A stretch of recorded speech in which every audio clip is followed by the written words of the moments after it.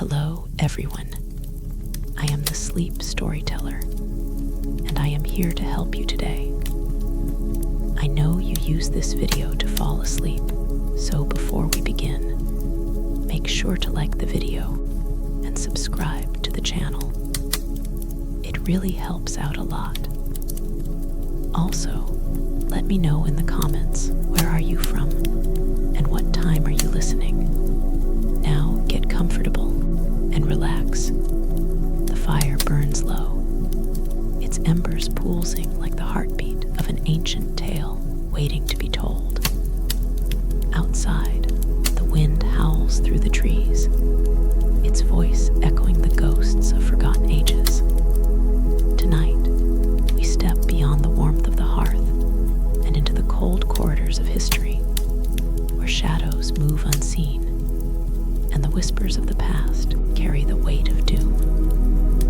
This is the tale of the Witch King of Angmar and the Ringwraiths, creatures of nightmare, enslaved by darkness, feared by all who walk in the light. Their story is one of power and corruption, of men who sought greatness and instead found themselves consumed by an inescapable abyss. The Nazgul, the Nine, the Black Riders' names that sent shivers down the spines of even the bravest warriors. But before they became wraiths, they were men. Kings, sorcerers, warriors of renown, bound to mortality like all their kind, yet cursed with an unquenchable thirst for power. Their fall began not with war or betrayal, but with a simple promise, a gift, wrapped in gold and whispered in honeyed tones by a deceiver clad in fair disguise. Long before the fires of Mordor blackened the skies, before Sauron forged his empire of dread, Middle-earth stood in an age of wonder. The elves, fair and wise, wove beauty into the very fabric of the world, crafting lands and halls that gleamed like the stars above. Among them were the master smiths of a region, led by Celebrimbor, a craftsman whose skill rivaled the greatest of his kin. It was he who forged the rings of power, the radiant treasures meant to preserve and protect, to halt the decay of time itself. But in his ambition, in his desire to create something eternal, he welcomed a stranger into his halls. A man of regal bearing, his words rich with wisdom, his counsel seemingly given in earnest. He called himself Anatar, the Lord of Gifts, and under his guidance, the smiths of a region worked wonders. Yet Anatar was no friend. He was Sauron the Deceiver, Morgoth's fallen lieutenant, and the rings forged beneath his gaze were not gifts, but chains. When the rings were complete, Sauron returned to the fires of Mount Doom and forged in secret the One Ring, the master of them all, binding the others to his will. The elves, wise and keen of mind, sensed the betrayal almost immediately. They hid their 3 rings beyond his grasp, but the damage was done. Sauron turned his gaze elsewhere, to those more easily swayed men, whose hearts burned with desire for dominion, whose lives were fleeting, whose fear of death made them vulnerable to whispers of eternal rule. To the greatest of their number, he bestowed 9 rings. 9 kings, noble and proud, accepted the gifts, blind to the doom woven into their golden bands. With time, the rings granted them power, wealth, and life unending. Their kingdoms flourished, their names sung in the great halls of men. But with each passing year, the gifts twisted into curses. The 9 rulers found their dreams haunted by voices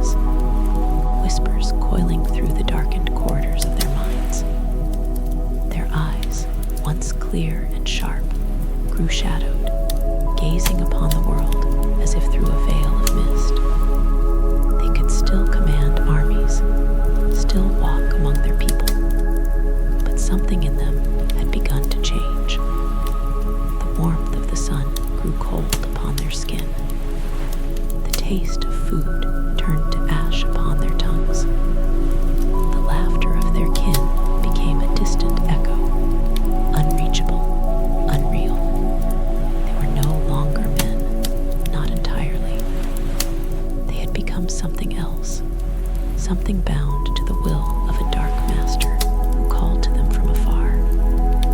When Sauron summoned them to his side, they went without question, their souls already lost. And so, the 9 kings faded from history, their names forgotten, their bodies withering to unseen wraiths.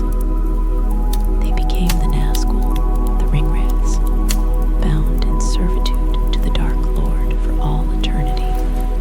But among them, one stood apart, the Witch King, their leader, their master, second only to Sauron himself. None knew his true name, for it had been lost to the ages, erased by time and terror. Some whispered that he was once a great sorcerer of Númenorian blood, a man of vast power who had long sought the secrets of the unseen world. Others claimed he had been the ruler of a mighty kingdom, a lord whose hunger for dominance had driven him into Sauron's embrace. Whatever the truth, his fall was the greatest of them all. He rose above his brethren, his will stronger, his cruelty unmatched. It was he who carried out Sauron's will with relentless precision. It was he who brought ruin upon the north, forging a kingdom of shadow in the frozen wastes beyond the mountains. It was he who would one day bring fear to the hearts of kings and strike terror into the hearts of all who opposed the darkness. With his newfound power, the Witch King did not remain idle. He sought a kingdom of his own, a stronghold from which he could spread Sauron's dominion across the lands. His gaze turned northward, beyond the lands of men and elves, to a place of cold and desolation. There, in the far reaches of Middle-earth, where the winds howled like the voices of the damned, he built his empire, Angmar, the realm of wraiths and horrors, hidden beyond the Ettenmoors. Angmar rose like a blackened wound upon the land, its great fortress of Carn-dû standing as a testament to his power. From this stronghold, the Witch King gathered his forces. Orcs and trolls, twisted creatures of darkness, flocked to his banner. Wolves prowled the wilds at his command, their howls carrying his malice upon the wind. But worse still were the men who bent the knee to his will.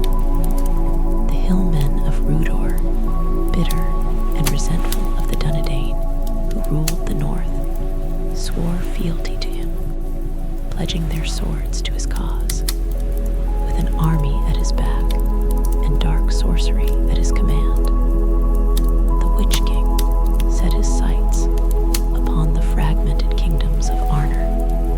For Arnor, the once great northern realm of men, had fallen into ruin, divided by greed and infighting. The kingdom had splintered into 3, Arthedain, Cardolan, and Rudor, each weakened, each vulnerable.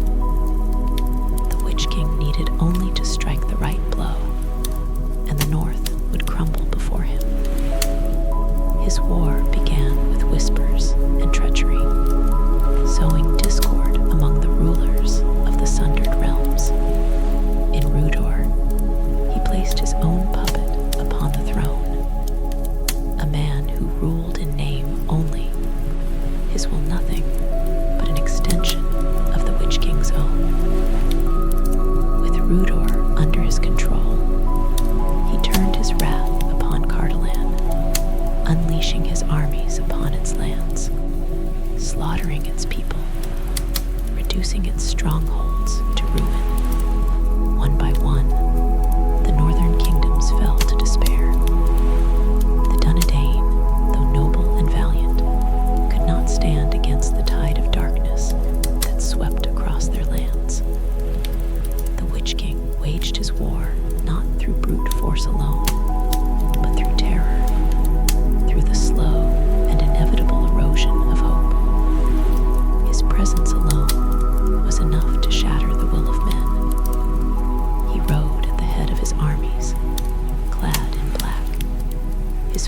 shrouded in a darkness that seemed to devour the very light around him. His voice, cold and cruel, could unravel the minds of those who dared stand against him.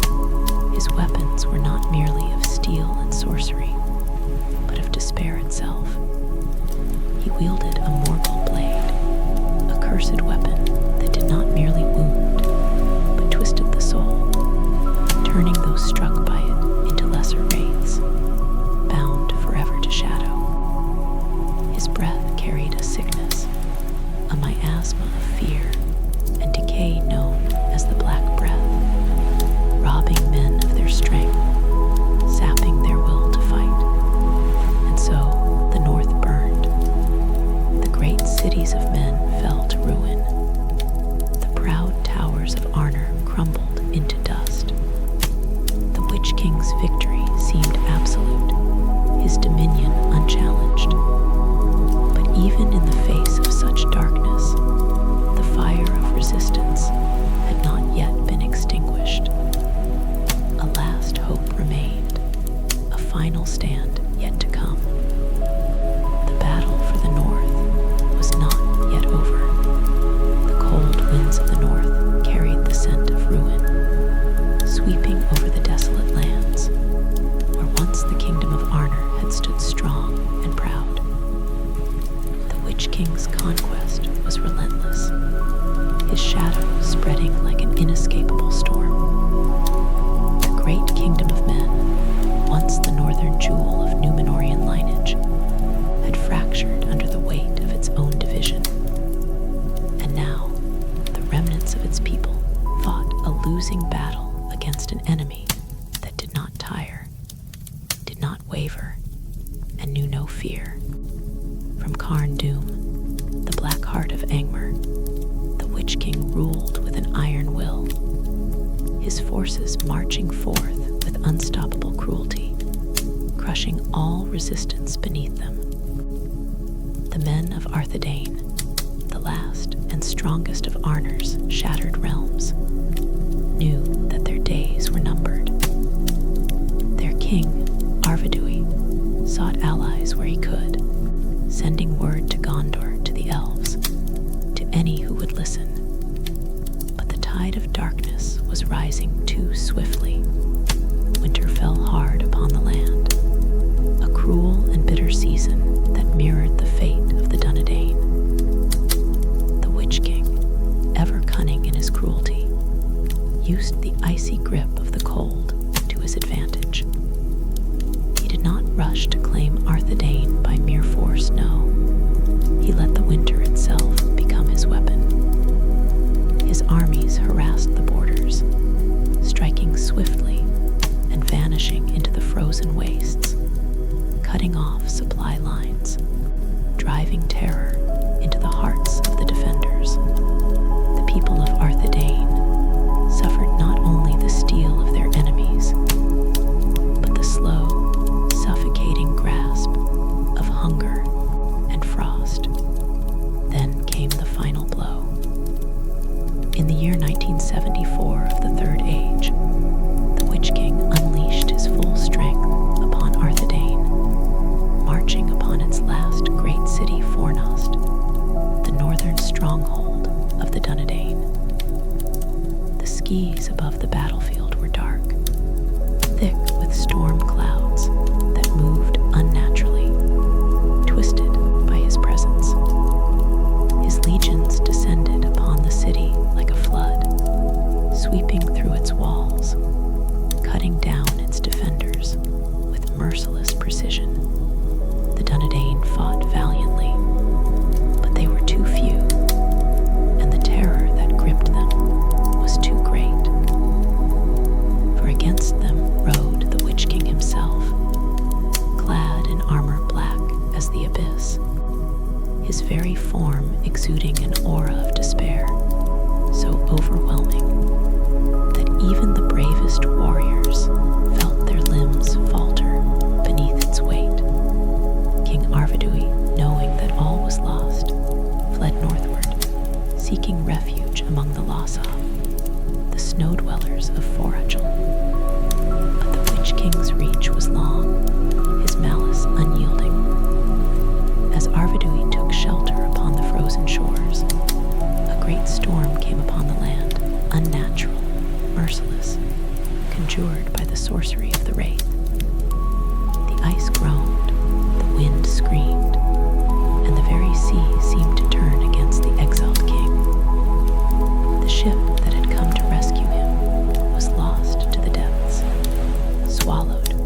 frozen waves. And so, with his death, the last king of Arthedain was no more. The north belonged to the Witch King. Yet even in victory, fate had already begun to weave the strands of his undoing. News of Arthedain's fall spread across Middle-earth, and from the south, Gondor answered the call. Urner, Prince of Gondor, led a great fleet northward, uniting with the elves of Lindon and Rivendell. They marched upon the ruins of Fornost, where the Witch King had taken his seat of power, his arrogance blinding him to the storm, now rising against him. The battle that followed was one for the ages, men and elves clashing against the legions of Angmar, swords singing, arrows piercing the air. But in the end, it was not the armies of Gondor or the might of the elves that turned the tide. It was fear that had once been his greatest weapon, now turned against him. The Witch King, for all his sorcery, for all his terror, knew defeat for the first time. As the forces of Angmar crumbled, he sought to flee, his shadow unraveling beneath the weight of the free people's defiance. But one figure stood in his path, Glorfindel, an elven lord whose light burned through the darkness like a fire unyielding. The Witch King, so accustomed to being the hunter, now found himself the hunted. But as Urner moved to pursue him, Glorfindel held him back, speaking words that would be remembered for centuries to come. Do not pursue him. He will not return to these lands. Far off yet is his doom, and not by the hand of man shall he fall. With those words, the fate of the Witch King was sealed, though he did not yet know it. He fled eastward, his kingdom in ruins, his forces shattered. But he was not destroyed. A wraith cannot die as men do.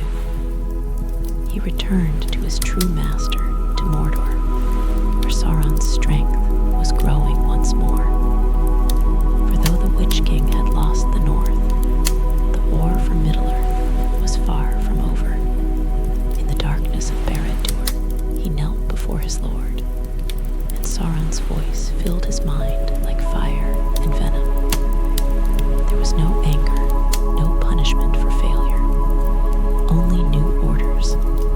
The time had come for Mordor to rise again. The 9 wraiths, long scattered, gathered once more, and at their head, the Witch King of Angmar, reborn not as a mere conqueror, but as the Lord of the Nazgul, the captain of Sauron's legions, the harbinger of doom. The world would tremble anew, for though one prophecy had spoken of his end, it was not yet time. There was still work to be done, and the greatest war Middle-earth had ever known was yet to come. The darkness of Mordor stretched endlessly, an abyss of shadow and flame, where the air itself carried the weight of despair. The Witch King, his form now fully consumed by the unseen world, stood atop the high battlements of Barad-dûr, gazing upon the land that would soon become the epicenter of Sauron's dominion. Beneath him, the forges of Mount Doom roared, vomiting streams of molten fire into the blackened sky, the very lifeblood of the Dark Lord's will. The armies of Mordor, once scattered, were now gathering in numbers unseen since the fall of Númenor. Orcs, trolls, fell beasts, and creatures of shadow filled the endless plains, their numbers swelling, their weapons sharpened for the conquest to come. The Nazgul, the 9, had returned to their master's side, their once scattered spirits reforged into a singular, terrible purpose. Yet the Witch King was more than just one of the nine. He was their lord, their commander, the embodiment of Sauron's will in the waking world. And so, it was he who was given the most crucial of tasks, the subjugation of Gondor, the last bastion of men's strength in the west. Mordor's resurgence had begun in secret, long before open war was declared. From the shadows, the Witch King moved like a specter of doom, extending his reach into the lands beyond Mordor's black gates. To the east, the Easterlings swore their fealty, their lords seduced by Sauron's gifts. To the south, the Haradrim marched under the banners of the Eye, their great Umikil trampling the earth beneath their monstrous feet. But the greatest victory of all was the fall of Minas Ithil. Minas Ithil, the Tower of the Moon, was a city of white stone, built as a sister to Minas Anor, the shining capital of Gondor. It stood upon the mountainous borders of Mordor, a guardian against the shadow, a beacon of hope. But hope was something the Witch King could not abide. In the year 2000 of the Third Age, he led his Nazgul forth, shattering the gates of Minas Ithil and claiming the city as his own. For 2 years, the defenders resisted, but the Wraiths were relentless, their siege unbreakable. The city fell, and with it, the last light upon Mordor's borders was extinguished. No longer was it Minas Ithil, the Tower of the Moon. Now it became Minas Morgul, the Tower of Sorcery, a place of blackened walls and sickly green fire, where shadows moved unnaturally and the air reeked of death. It became the seat of the Witch King, his personal stronghold, from which he would oversee the coming war. But Sauron's designs were greater still. His goal was not merely to conquer Gondor, but to bring about the full return of his dominion, to reclaim the One Ring and crush all who defied him. And so, the Ringwraiths were sent forth in secret, their mission to hunt for the lost ring. The Witch King, ever the master of terror, led the charge, scouring the lands of Eriador in search of the ancient artifact. His spies whispered of a strange land in the north, a place called the Shire, where a creature of shadowed past had once dwelled. The nine rode forth, clad in black, their presence a creeping sickness upon the land. They scoured the wilds, leaving villages abandoned in fear, their mere approach enough to drive men into madness. Then the whispers came news of the One Ring, of a halfling carrying a burden far greater than he understood. The Witch King's gaze turned westward. The hunt had truly begun. Through the lands of Eriador, the Black Riders pursued their quarry, unseen but ever present. At Bree, they nearly cornered their prey, their shadow looming over the small, unsuspecting town. But the halfling was not alone. Aragorn, heir of Isildur, stood between the Wraiths and their prize, guiding the ring-bearer into the wilds, away from their reach. The Witch King, however, was patient. He had spent centuries weaving webs of fear, and he would not be denied so easily. He pursued them through the wild, leading the Ringwraiths to Weathertop, the ruined watchtower of Amon-Sul. There, in the dead of night, the Wraiths struck. The air grew deathly cold as they closed in, their breath like the whispers of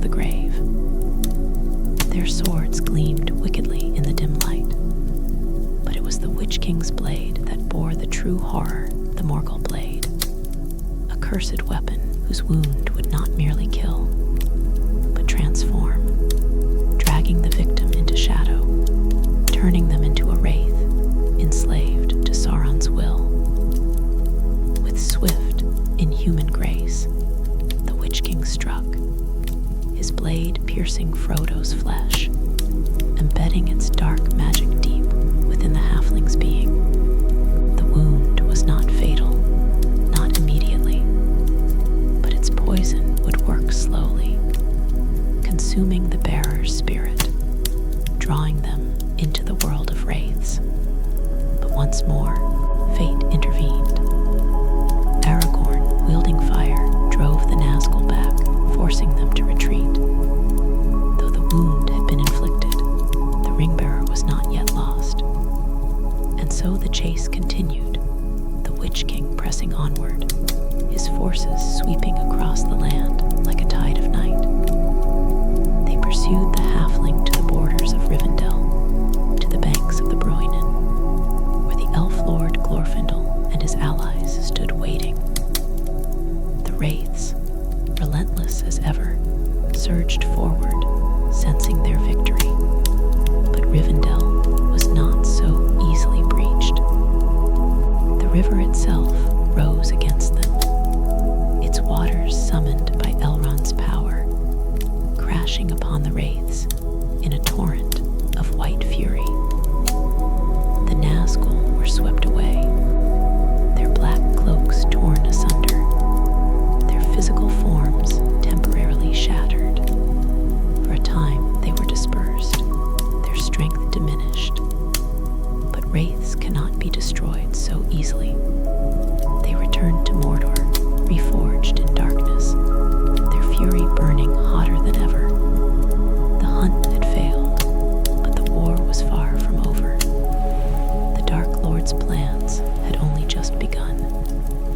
The Witch King, his patience endless, turned his gaze once more upon Gondor. The time had come to shatter the last stronghold of men, to break the White City and bring ruin upon its people. The war for Middle-earth was about to begin in earnest, and the Lord of the Nazgul would lead the charge. The skies above Mordor churned with black clouds, thick with the scent of fire and ash. From the towers of Minas Morgul, a dreadful silence hung in the air, the kind that preceded a storm destined to shatter the world. The Witch King stood upon the high battlements, his unseen form wreathed in malice, his presence a void where light could not dwell. The war for Middle-earth had truly begun. Sauron's power was rising, his armies swarming across the lands like a great tide of ruin. But the greatest battle had yet to come. Gondor still stood, defiant behind its white walls, the last bastion of Númenorian might. And the Witch King had been given a single, undeniable command: break it. Minas Tirith, the Tower of Guard, stood tall against the darkening horizon, its gleaming walls a beacon of resistance. But the Witch King did not see strength in its stones, only the illusion of hope that would soon be torn away. For he was the harbinger of despair, the hand that would deliver Gondor to its doom. He did not rush into war recklessly, no. He was patient, methodical. First, he spread fear, turning the hearts of men against themselves.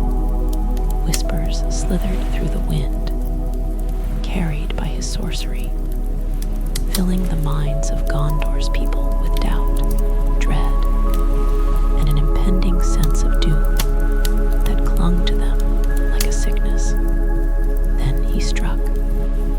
From Minas Morgul, his army poured forth, a monstrous legion of orcs, trolls, fell beasts, and men sworn to darkness, their banners black against the sickly green glow that pulsed from the cursed city.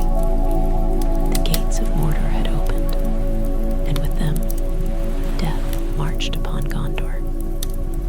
The Witch King led them himself, riding at the head of the great host upon his black steed, his presence turning the air cold, his gaze a force that sent men fleeing before him. At his command, the skies grew darker, the light of day smothered beneath an artificial gloom, an eternal dusk that signaled the end of all things. The forces of Gondor, though proud, were fractured. The steward, Denethor, had already begun to lose himself to madness, his mind poisoned by despair before the battle had even begun. The Witch King did not need to lift a sword to weaken his enemy. His very existence was enough to unravel their will. And so, when the army of darkness reached the Pelennor fields, the great plains before Minas Tirith, the defenders were already standing upon shaking ground. The assault was relentless. Siege engines, twisted and terrible, were wheeled forth, their great stones hurled against the walls of the city with deafening force. The orcs, clad in crude iron and wielding weapons forged in the pits of Barad-dûr, swarmed the fields like a plague, their numbers endless, their hunger for destruction insatiable. But even as the battle raged, the greatest terror had yet to be unleashed. For the gates of Minas, Tirith stood strong, defying the wrath of Mordor. And so, the Witch King came forward.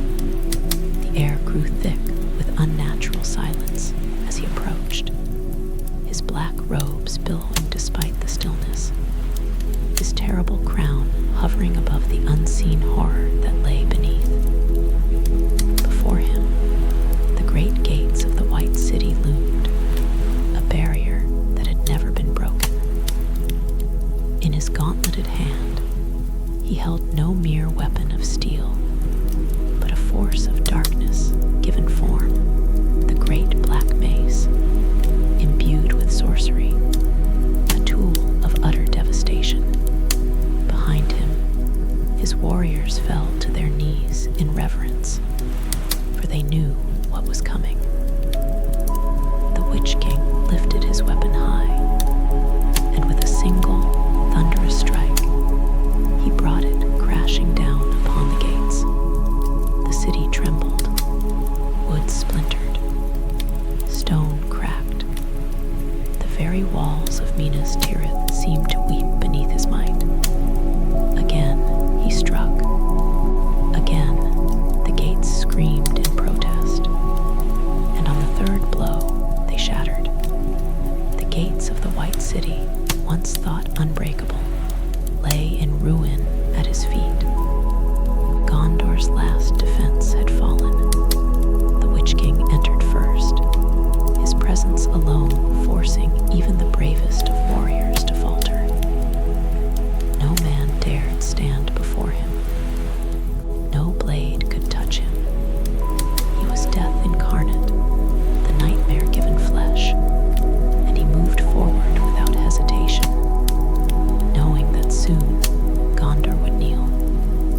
But fate, ever cruel in its unpredictability, had not yet played its final hand.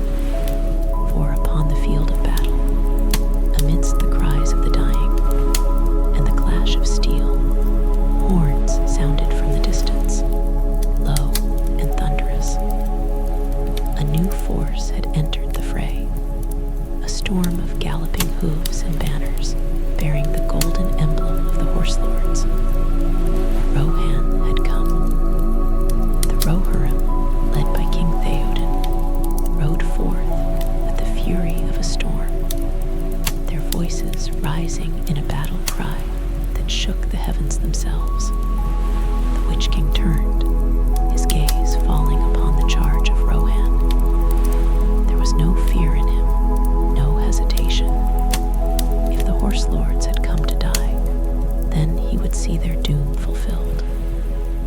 With a shriek that split the air, he abandoned his steed, calling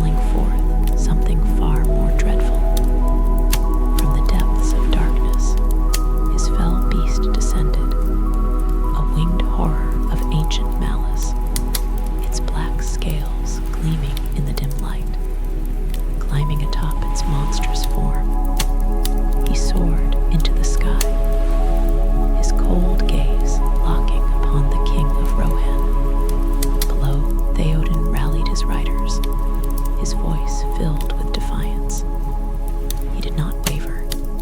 He did not break. But even the bravest of men could not outrun death itself. The Witch King descended upon him like a black storm, his fell beast crashing into the king's horse with terrifying force.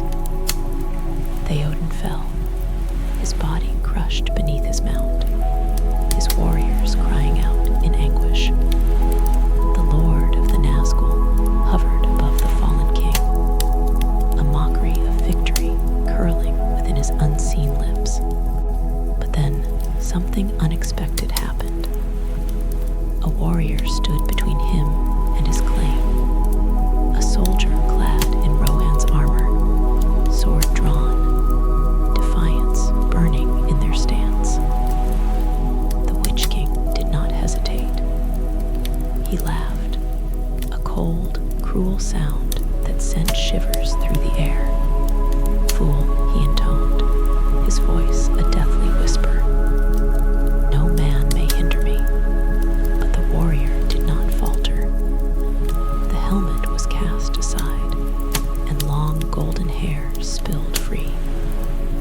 A woman stood before him, eyes blazing, the fire of vengeance and love intertwined within her heart.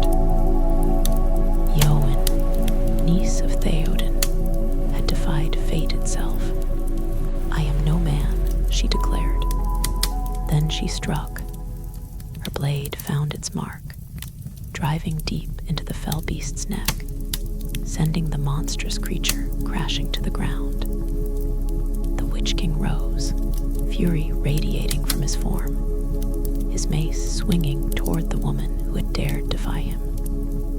But Yoan was swift, her blade meeting his weapon in a clash that echoed across the battlefield. Yet he was strong, impossibly strong, and with a final blow, he shattered her shield, sending her to her knees. He loomed over her, ready to deliver the killing strike. And then another voice rose from the chaos. A small figure moved behind him, unnoticed, forgotten amidst the clash of titans. A hobbit, a creature of no great power or lineage, but carrying the courage of the small and the unbreakable will of those who refused to bow to darkness. Merry Brandybuck, blade in hand, struck with all the strength he could muster. His sword, a relic of ancient Númenorian craftsmanship, pierced the unseen flesh beneath the Witch King's armor. A cry, shrill and agonizing, erupted from the wraith. He staggered, his very essence unraveling, for the blade was no ordinary weapon. It had been forged to combat the servants of darkness. Yoan, seizing the moment, rose with the last of her strength. With a cry of defiance, she drove her sword into the space where the Witch King's face should have been. And then silence.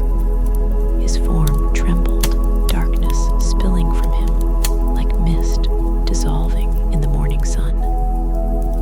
The prophecy had been fulfilled. Not by the hand of man had he fallen.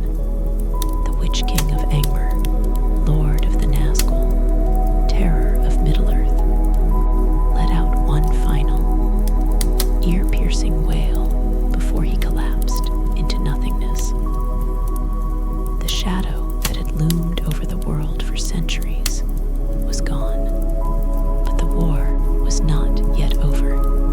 The battlefield lay in chaos, the air thick with the acrid scent of blood, steel, and death. The cry of the Witch King still echoed through the land, fatting like the last whisper of a dying storm.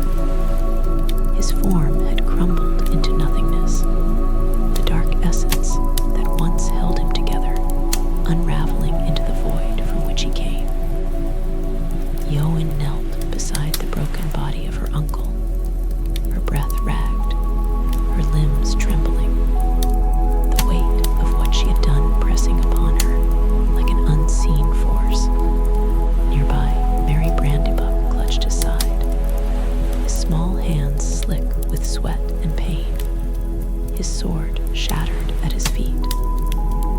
The prophecy had come to pass. No man had slain the Witch King, but a woman and a halfling, two souls overlooked by the grand designs of fate. Yet, even as the shadow of the Nazgul Lord faded, the battle raged on, for the war was far from over. The skies above Pelennor Fields remained dark, the smothering gloom cast by Sauron still lingering like a vengeful curse. The forces of Mordor did not falter at their leader's fall. They fought on, driven not by fear, but by the inexorable will of the Dark Lord himself. The orcs surged forward, their guttural cries rising like a cacophony of madness. The monstrous trolls battered the remaining defenses, their massive clubs sending men flying like scattered leaves. The fell beasts, though leaderless, still screeched through the skies, their riders lashing out at all who dared stand against them. Yet hope had not abandoned the field, for even as the shadow sought to reclaim its hold, the horns of Rohan had not yet sounded their final call. Theoden's riders fought with renewed fury, their grief transformed into a storm of vengeance. They carved through the enemy ranks like blades of wind through dry grass, their spears striking true, their war cries piercing the veil of despair. But they were not alone. From the river, another force had arrived. Black-sailed ships glided across the waters, an ominous sight that sent a shudder through the hearts of Gondor's defenders.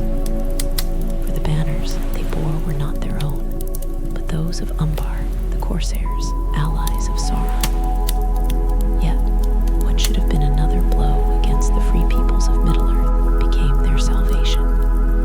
The ships had been taken, and from them, the banners of the White Tree unfurled, the sigil of Gondor rising against the darkness. The dead had come. Aragorn, son of Arathorn, the heir of Isildur, had arrived, and he had not come alone.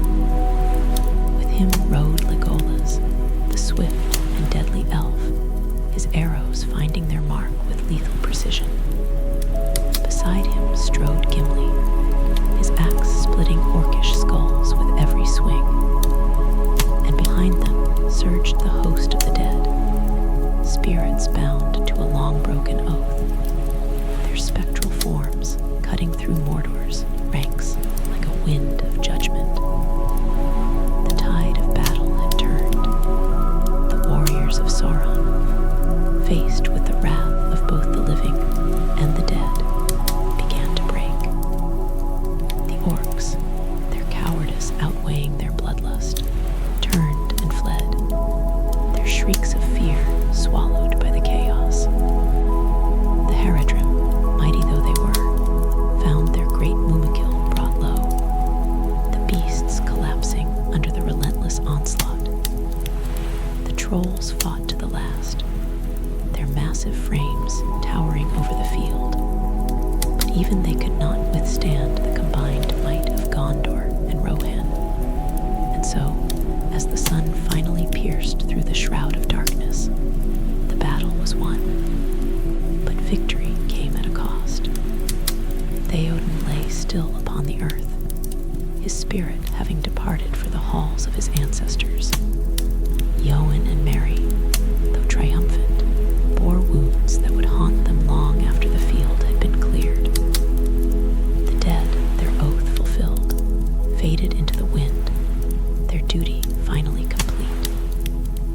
And the soldiers of Gondor and Rohan, though victorious, knew that this war was not yet ended, for in the east the Dark Tower still stood, and within it the eye of Sauron burned with wrath. From the walls of Minas Tirith, the steward of Gondor watched all unfold.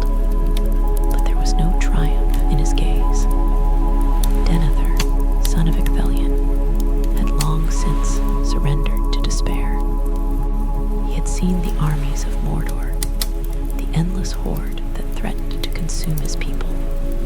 And in his heart, he had already counted them lost.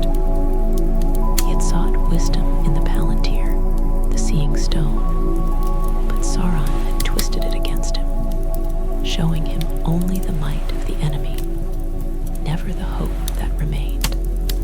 And so, in his madness, he sought to deny fate its hold over his house. He ordered a funeral pyre built not for the dead, but for the living. He would not wait for Sauron's forces to breach the city. He would burn, and with him, his last surviving son, Faramir, wounded and unconscious. But fate, ever defiant of despair, intervened once more. Gandalf the White, riding through the city like a beacon of light, shattered Denethor's delusions. With the aid of the loyal Peregrine Toke, Pippin of the Shire, the wizard dragged Faramir from the flames, saving the last heir of the Steward's line.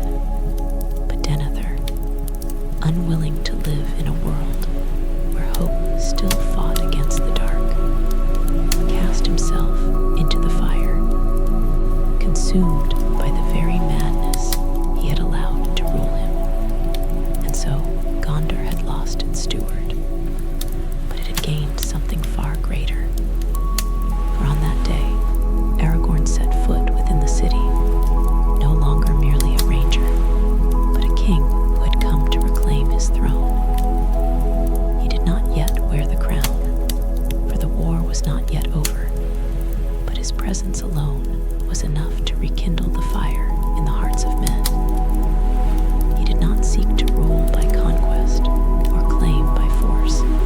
He sought to heal, to restore what had been lost. And so, with the hands of a king, he tended to the wounded, calling upon the power of the old world to ease the suffering of those who had fought for their freedom. But even as Minas Tirith took its first breath of victory, all eyes turned toward the east. The Dark Lord's fury was vast, his will unbroken. Though his greatest servant had fallen, though his armies had been shattered upon the Pelennor fields, Sauron was not defeated. His eyes still sought the ring. His mind still worked its cruel designs. The final battle had yet to come, and in the heart of Mordor, doom awaited. For even as Gondor rejoiced, two small figures crept ever closer to the fiery chasm of Mount Doom. Frodo Baggins, the ring-bearer, and Samwise Gamgee, his faithful companion, were nearing the end of their journey. The burden of the ring grew heavier with each step, its whispers clawing at Frodo's mind, its darkness seeping into his very soul. But Sam, ever loyal, ever steadfast, carried them both when his master could no longer walk. The fate of Middle-earth no longer rested upon the swords of kings or the charge of warriors. It rested in the hands of a hobbit, upon feet that had walked further than any had ever expected. And as the eye of Sauron turned its gaze upon the west, blind to the true danger creeping into its own domain, the endgame had begun. The world held its breath. The final battle loomed, and the last test of strength, of will, and of fate was yet to come. The fires of Mordor burned with unrelenting fury, their glow casting twisted shadows upon the jagged spires of Barad-dûr. The eye of Sauron, vast and unblinking, swept across the blackened plains, its gaze piercing through the darkness in search of the one thing that could bring about its final victory or its ultimate ruin. In the wake of the Witch King's destruction, the Dark Lord's wrath surged across Middle-earth like a storm, unseen but deeply felt. His greatest servant had fallen. His armies had been driven back from Gondor's gates, but his will remained unbroken. The war was not over, and now his enemies would come to him, for in the ruins of battle, amidst the bodies of the slain and the wounded, the leaders of the free peoples gathered in council. Aragorn, son of Arathorn, now openly claiming his place as the rightful heir to Gondor's throne, stood before them, his voice steady, his purpose clear. He knew what had to be done. The armies of men could not hope to storm Mordor and claim victory through force alone. The strength of the Dark Lord was too great, his numbers too vast. But they did not need to win a war. They needed only to buy time. Frodo Baggins still lived. The Ringbearers still walked the broken paths of the Black Land, drawing ever closer to the one place where the burden he carried could be destroyed. And so, Aragorn proposed a final gamble, a desperate move that would draw Sauron's attention away from the true threat. They would march upon the Black Gate itself, not to conquer, but to challenge, to make the Dark Lord believe that the ring was in their possession, that the last remnants of resistance had come to throw themselves against his might. It was a suicide mission, but it was the only chance they had. The march began at dawn, a slow and solemn procession of warriors who knew they might never return. The men of Gondor, battle-worn but resolute. The riders of Rohan, their spears still stained with the blood of the Pelennor fields. The remnants of the Dunedain, the elven bowmen of Mirkwood, the steadfast dwarves who had come in secret aid. And at their head, Aragorn led them forth, his banner of the white tree unfurled against the gray sky, a final defiance against the shadow. Through the dead lands they marched, their presence like a single spark in an ocean of darkness. And all the while, the eye of Sauron turned toward them, its malevolence palpable, its will pressing upon them like an invisible weight. It saw them. It knew they came. And in its arrogance, it believed it had found the final threat to its dominion. The Black Gate loomed before them, an immense, impregnable maw of iron and stone, barring entrance to the heart of Mordor. As they approached, the ground itself seemed to tremble, a deep and ominous rumbling that signaled the Dark Lord's response. From the towers that flanked the gate, great horns sounded, their echoes reverberating across the barren plains. And then the gates groaned, slowly swinging open to reveal the vast horrors that lay beyond. The armies of Mordor poured forth, an endless horde of orcs, trolls, and creatures more terrible still. From the shadows came the great war beasts of Harad, their tusks glistening with the blood of past battles. The air grew thick with the stench of decay, of sweat and filth and ancient malice. And at the center of it all, towering above them like a specter of doom, was the mouth of Sauron, clad in blackened armor, his face hidden beneath a helm of cruel design. The mouth of Sauron rode forth to parley, though there was no true offer of peace upon his lips. He carried with him a single token, a cruel jest to shake the resolve of the free peoples, a small, tattered mithril shirt, stained and torn, once worn by the Ringbearer. He lifted it high, his voice dripping with mockery. The hobbit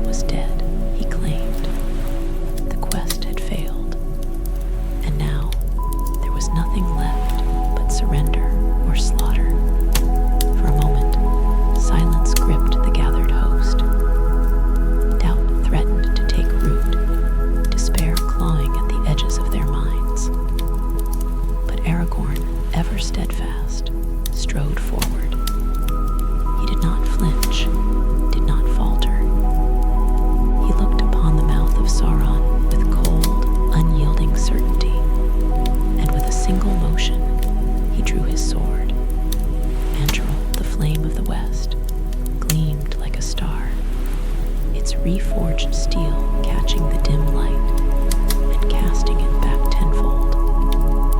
Without a word, Aragorn struck, severing the head of the mouth of Sauron in a single swift motion. The emissary of the Dark Lord crumpled, his lifeless body toppling from his mount. And then chaos erupted. The armies of Mordor surged forward, a wave of death crashing upon the last defenders of light.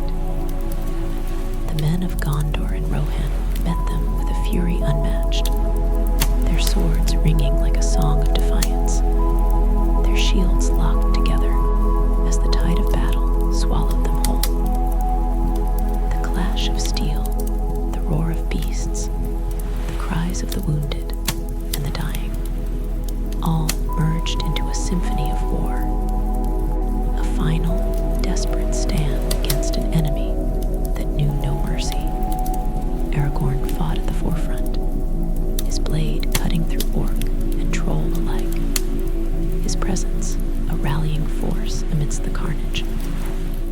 Legolas and Gimli fought side by side, the elf's arrows finding their marks with deadly precision, the dwarf's axe cleaving through ranks of foes. Eomer, now king of Rohan, led his riders in a charge that split the enemy lines like lightning upon a stormy sky. Gandalf, the white wizard, wove spells of light and fire, his staff striking down the creatures of darkness with righteous fury. But for every foe that fell, another took its place. The numbers of Mordor were endless, their hatred unyielding. The free peoples of Middle-earth were fighting with the strength of the desperate, but even desperation had its limits. And then the earth trembled. A great cry rose from Barad-dûr, not of triumph, but of fear. The eye of Sauron flared, its fire twisting into something unnatural, something frantic. And far away, upon the slopes of Mount Doom, a small, broken figure stumbled toward the edge of the abyss. Frodo Baggins had reached the end of his journey. The ring, the source of all this suffering, this war, this endless cycle of darkness, it was within his grasp, poised above the molten fires that had birthed it. The world seemed to hold its breath, the battle forgotten, the fates of thousands teetering upon the edge of a single decision. And then Frodo hesitated. The ring, whispering its final, honeyed promises, claimed him at last. He did not let it go. He placed it upon his finger, and Sauron knew. A scream, shrill and filled with a terror beyond words, erupted from the dark tower. The eye turned, abandoning all else, its gaze snapping to the very heart of its power.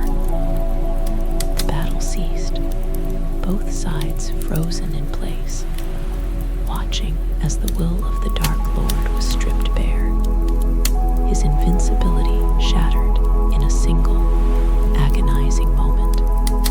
But fate had not yet spoken its final word.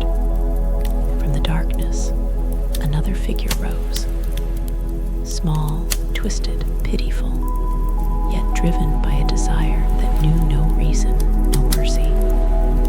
Gollum, once Smeagol, once something close to a hobbit, lunged forward. He did not strike Frodo down. He did not beg. He simply took what he had always wanted. His teeth sank into Frodo's finger, severing it, taking the ring as his own. And for one moment, he was victorious. He held it high, his prize, his precious. And then he slipped. Into the fire he fell, the ring clutched in his skeletal fingers,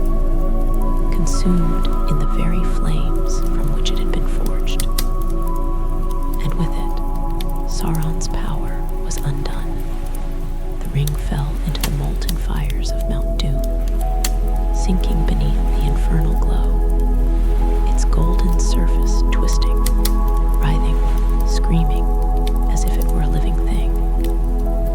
A great, searing light erupted from the depths, a burst of raw, uncontained energy, its voice rising into the heavens like the wail of a vanquished god. The foundations of Barad-dûr trembled, the sky split open with cracks of white-hot lightning, and the dark tower itself, that monolithic fortress of despair, began to shake. On the battlefield before the Black Gate, the world stood still. The armies of Mordor, countless and overwhelming, faltered as a single, undeniable force swept through them fear. The eye of Sauron, which had once burned with an all-consuming malice, flickered like a dying flame, its intensity no longer the embodiment of wrath, but of sudden, absolute terror.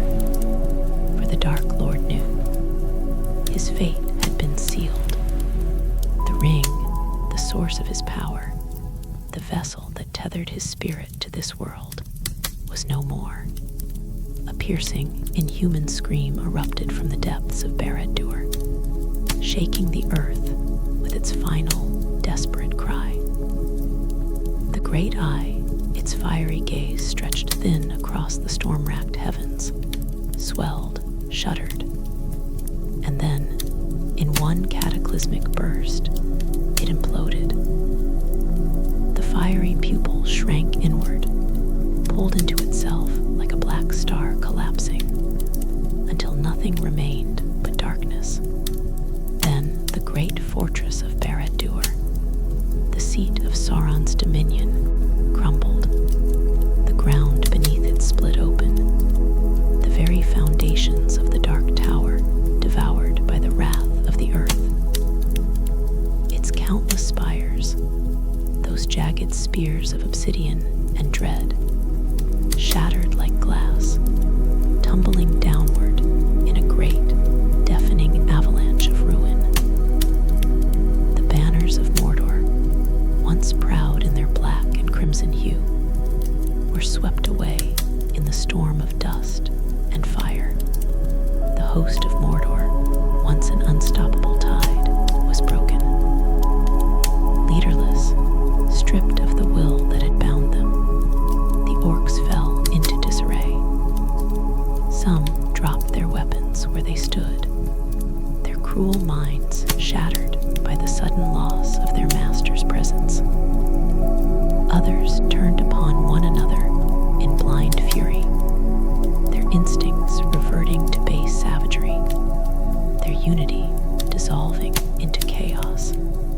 The trolls, once driven by the command of the Nazgul and their dark sorcery, bellowed in confusion, flailing wildly as the battlefield turned against them.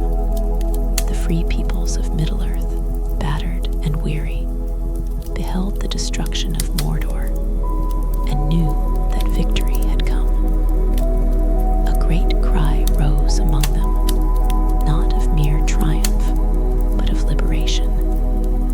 The war was over, but amidst the ruin, upon the slopes of Mount Doom, two small figures lay upon the burning rock, their bodies spent, their spirits barely clinging to life. Frodo Baggins and Samwise Gamgee had fulfilled their task, yet there was no escape left to them. The fires raged below, the sky thundered above, and all paths were lost. Sam, though exhausted, turned his head toward his master, his friend, his brother in all but name. Frodo's eyes, once so bright, now gazed into the distance, their light flickering like a candle on its final breath. The weight of his burden had been lifted, but at a cost that neither of them could fully comprehend. "I'm glad to be with you, Sam," Frodo whispered, his voice weak, his lips cracked from the heat. "Here end of all things. Sam wanted to speak, to say something, anything, but no words could form. His mind was adrift, caught between relief and sorrow, between victory and despair. He could do nothing but take Frodo's hand, holding it tightly as the fires of the mountain roared around them. But fate had not yet abandoned them. From the sky came a rush of wind, a sudden shift in the air that carried the scent of something ancient and noble. And then the great eagles arrived, led by Gwaihir, the Wind Lord. The mighty eagles of the north soared over the ruined land, their vast wings slicing through the choking smoke, their keen eyes searching for those in need. They saw the small figures upon the burning rock, the last survivors of a battle fought in the shadows, and without hesitation, they descended. Claws, strong yet gentle, lifted the broken hobbits from the mountain's grip, carrying them away from the fire, away from the darkness. The heat, the pain, the burden of the journey, it all faded into the cool embrace of the wind. And then there was only sleep. When Frodo awoke, the world had changed. He lay upon a soft bed, the scent of fresh air and blooming flowers filling his lungs. The weight that had once pressed upon him, that terrible, soul-crushing presence of the ring, was gone. He was free. And as he turned his head, his eyes widened with disbelief. Gandalf stood before him, alive. No longer the gray, but the white, his robes gleaming in the golden light of Ithilien. His eyes twinkled with warmth, with kindness, with the quiet joy of one who had seen the world broken, and yet found it whole again. Gandalf, Frodo breathed, "You're alive." The wizard chuckled, a sound like the rustling of old parchment, filled with ancient wisdom, and the mirth of one who had seen beyond the veil of time. "Yes, dear Frodo," he said, "I am alive, and so are you." Tears filled the hobbit's eyes as he sat up, his body still aching, but his heart lighter than it had been in what felt like an eternity. And then, as if summoned by some unseen magic, a familiar sound filled the air, a laugh, light and free, untouched by fear or sorrow. Merry and Pippin burst into the tent, their faces alight with joy, their energy uncontainable. Sam stirred beside Frodo, his eyes fluttering open, and upon seeing his master safe, he let out a breath he had been holding since the slopes of Mount Doom. The Fellowship, though battered, though forever changed, had survived, and so the days of shadow had come to an end. The White City stood once more, no longer beneath the weight of fear. The king had returned, and Aragorn, son of Arathorn, now sat upon the throne of Gondor, ruling with wisdom, kindness, and the strength of his ancestors.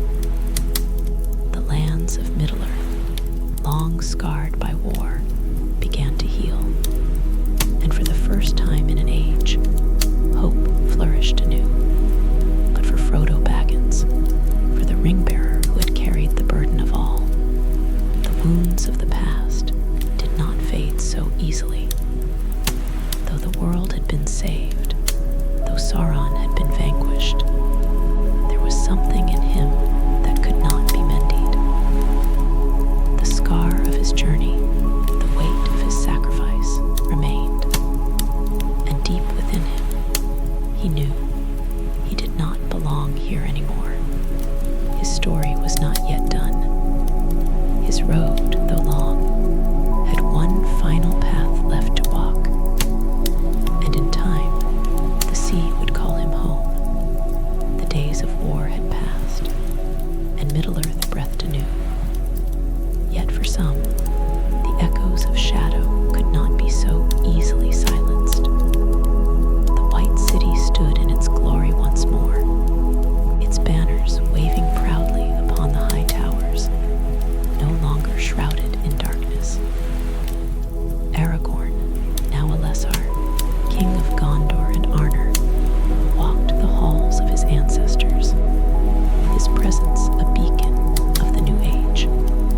By his side stood Arwen Undomiel, the even-star of her people, who had forsaken the immortality of the elves to stand beside her beloved.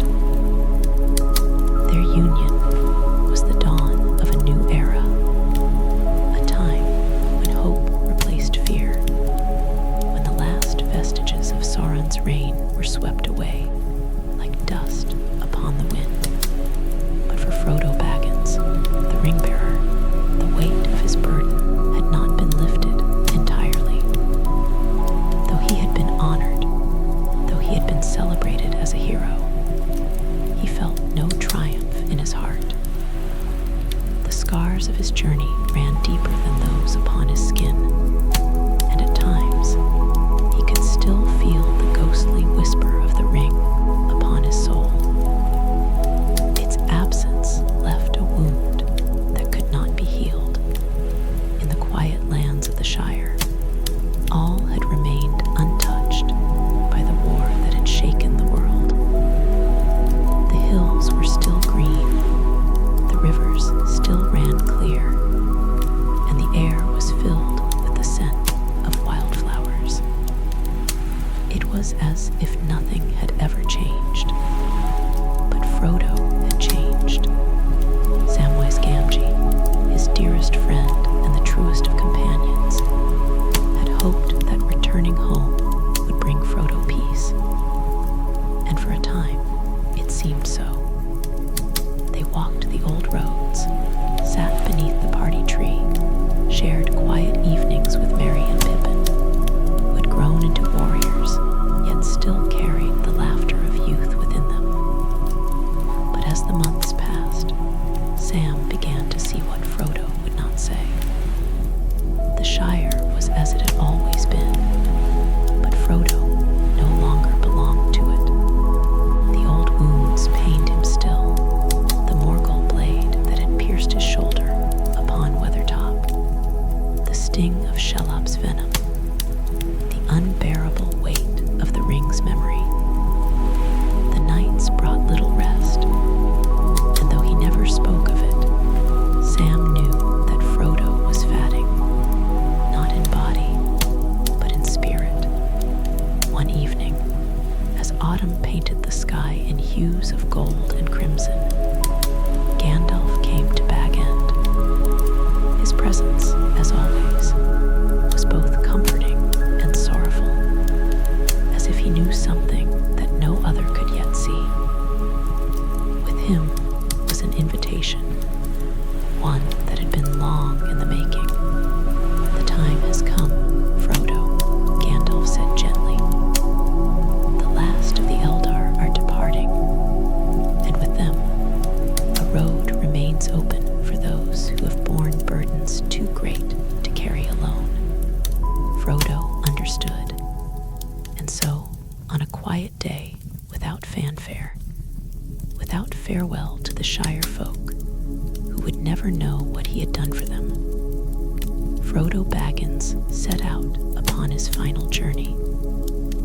Sam rode with him, as he always had, though his heart was heavy with the knowledge that this road, at last, would be one he could not follow.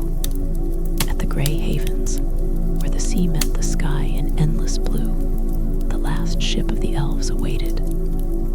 There stood Galadriel, fair and wise beyond reckoning.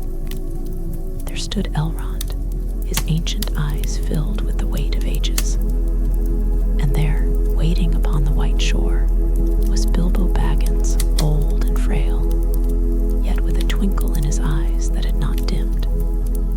He, too, had been granted passage, for he had once borne the ring, and even in his twilight years, its mark still clung to him. Merry and Pippin came, their hearts heavy, but their spirits bright, their last gift to Frodo the laughter that had carried them all through darkness.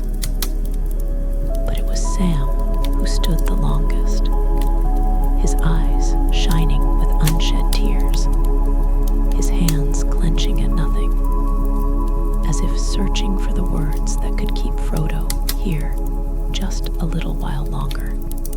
Frodo smiled, placing a gentle hand upon Sam's shoulder. "You have so much left to do, Sam," he whispered. "You will live the life I can no longer have." Sam nodded, though his heart ached. He watched as Frodo turned toward the ship, stepping lightly